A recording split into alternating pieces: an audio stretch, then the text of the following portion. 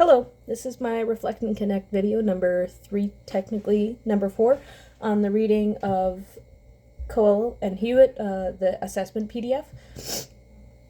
So, first and foremost, I thought this was a very interesting and kind of eye-opening read, as are most of the readings that we do, but it discusses pretty greatly in detail the ideas behind assessing, evaluating, and objectives that are in an orchestra and how to go about doing them. So, a direct quote from this is, "Measurement, evaluation, and assessment are not synonyms.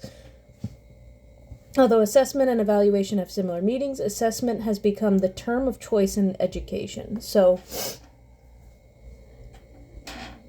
measuring how far your students come in a given year or semester or even a week, or evaluating where they are at in their playing ability, and then assessing what the issues are. So, measurement. There are ways that you can go about in your ensemble measuring the growth of your students.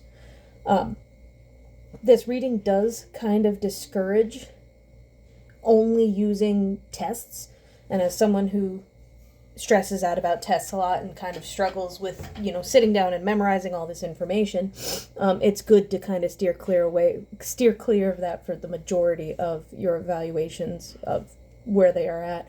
Although it can still be used, so measuring where your students are in terms of knowledge of what is a violin, what is the parts of the violin, what is an eighth note versus a 16th note, things like that could be put into writing or written assessments.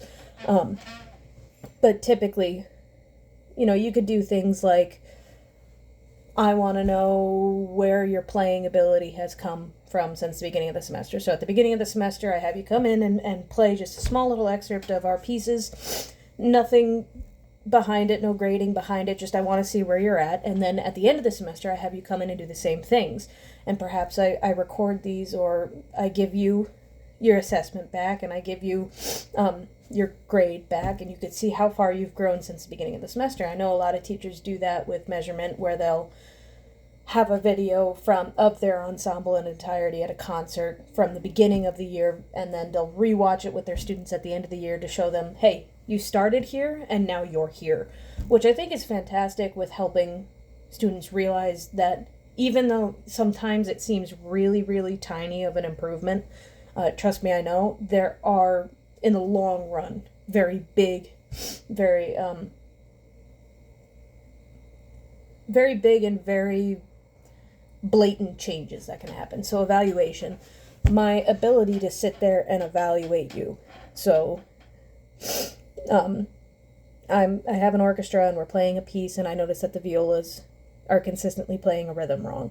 I'm evaluating the fact that is happening, and I can understand, and maybe the same thing goes with a video. Maybe I'll evaluate you on how well you're playing, but the assessment is where it comes in and you assess the situation and you figure out a solution to it. So I can't take 5 minutes to assess your situation and then take another 5 minutes to help you find the solution to it.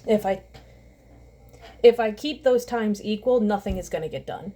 And we have precious rehearsal time that is given to us in a given day, and we can't, I can't take 10 or 15 minutes to sit there and go, I wonder what is making this happen, and then, having a light bulb moment and being able to tell them, oh, this is what's happening, here's the direction of how to fix it. That can't take place every single rehearsal, although there are some problems or issues in an orchestra that might arise that I won't know the answer to right off the bat, but I shouldn't be taking rehearsal time to figure it out, and I should be trying to figure it out as quickly as my brain will allow me. Another direction giving is also a really big thing. If my students don't understand what I want them to do, or what I need them to do, or what they need to do to fix a problem at hand, then it's not on my students for not understanding. It's on me for not being able to communicate with them what I would like them to do. I need to be able to effectively communicate with each one of my students, and I should know them well enough to know what works. For example, I had a student when I did a perspective teaching or a practicum that I sat down and I worked with her, and after 5 minutes I realized that her brain is very centered towards math and learning, so numbers.